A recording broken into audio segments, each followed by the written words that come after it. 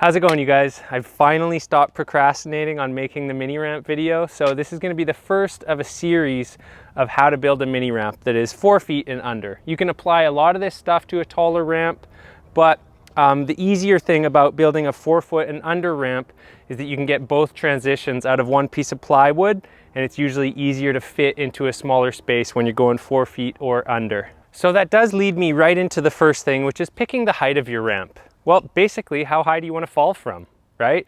When I decided to build this ramp, I actually started because somebody had a ramp they were going to sell. It was a 4 foot ramp, and I was dealing with a meniscus thing at the time. And after dropping in on that ramp, I realized even 4 foot isn't really what I want to skate right now. So this ramp that you've been seeing in the videos is 3 feet up to the deck. So from the bottom to the deck, 3 feet. Now, if you're really struggling to figure out exactly what height ramp you want to build, I do have a tip. You can go to a skate park, go when it's not busy, bring yourself a straight edge or a level and a tape measure, and I'll show you how you can figure out the perfect height for you. So what you're going to want to do is go to like your favorite quarter pipe or transition, get a nice straight piece of wood and lay it on the top here, and then just roughly measure it from the flat bottom. And so this is like 3 feet.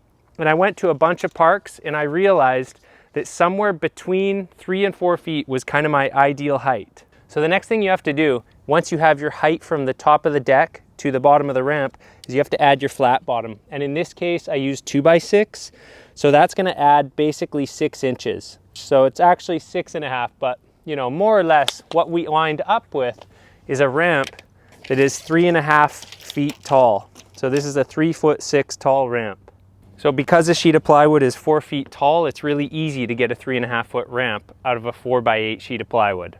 Next, you're going to want to decide whether you want a 2x6 flat bottom or a 2x4. Both are adequate. A 2x6 is going to give you a more solid feeling ramp, especially at 8 foot spans. So what I'm talking about is the framing goes from here to here, and then it's supported, and then it's unsupported again until there.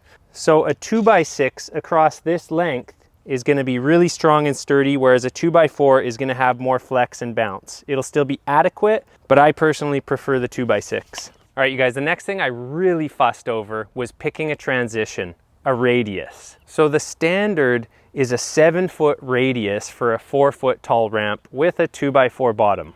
That's going to get you a ramp that's not too steep, not too mellow, but for a lot of people's taste, it is actually a bit mellow. Me personally, I actually like a 6.5 foot transition on a 4 foot ramp. And what we have on this ramp here is a 6 foot transition on a 3.5 foot tall ramp, which makes it tight enough that I can still do Smith grinds and I still have a fast ramp that takes a little more skill to ride.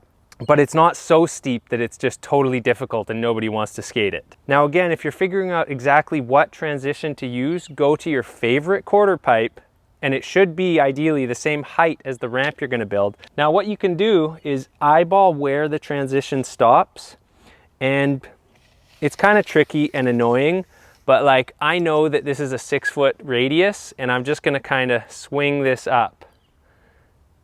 And you can see that I can see that's a 6 foot radius. If we try it on 6.5 feet, as hokey as this seems, you guys, it actually works.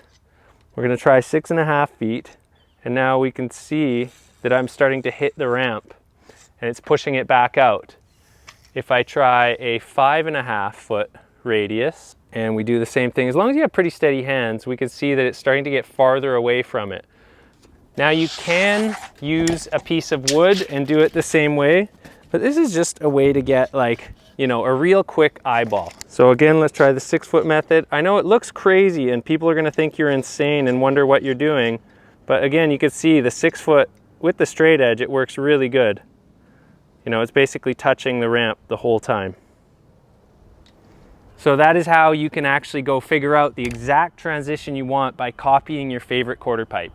So once you've sussed out a bunch of ramps at your local parks and looked like a crazy person waving their tape measure around, the next thing you can do is before you actually cut your transition, start drawing it out and then just lean it up against something and take a look at it. You know, it's not quite the same as dropping in on something that you know what the transition radius is, but it will help just eyeballing it and being like, would I skate that? Does it look too mellow? Does it look too steep? For example, on this one, I drew it out at 7 feet, I drew it out at 6.5, and I drew it out at 6 feet. And I ended up liking the 6-foot transition the best. Now, when picking the width of your ramp, as wide as humanly possible, however much you can do. But I would recommend doing it in increments of 4 feet if possible, because it'll work with standard sheet goods. And speaking of standard sheet goods and your material list in general, here's what you can use for your ramp. So I used 2x4s for the deck. You're gonna need some 4x4s for the legs. You could use 2x4 or 2x6, but it's a little flimsy. Again, I did the basic frame out of 2x6, which made for a really sturdy ramp. The sides of a ramp should be 3/4 inch plywood. There's 2 layers underneath the skate light, which are both 3/8 plywood because it bends nice and easily. You can use 1/2 inch, especially as you start to get on ramps above 4 feet tall and with a bigger radius, because that way it bends easier. Because this is exterior, all of my lumber is treated lumber. If it's interior, you can get away with using all common lumber.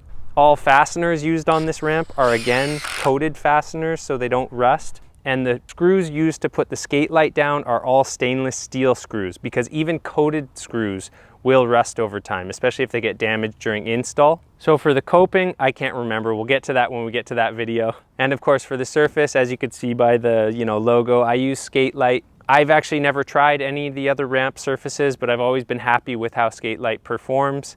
This stuff is the exterior one. I'm not even sure if they make that really slippery interior one anymore, but yeah, this stuff has great grip. It feels like a smooth concrete bowl. It's not too slick, not too grippy. It's actually a really nice, satisfying surface to use if you can pony up the dough for it.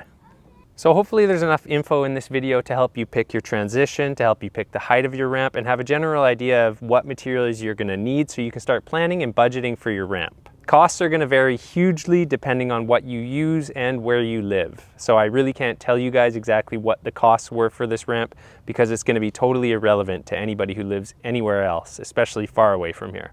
So thanks for watching, and I hope you guys check out the next video, which is going to be drawing and cutting out the radius of your transition. I will try and pack as much useful info in there as I can.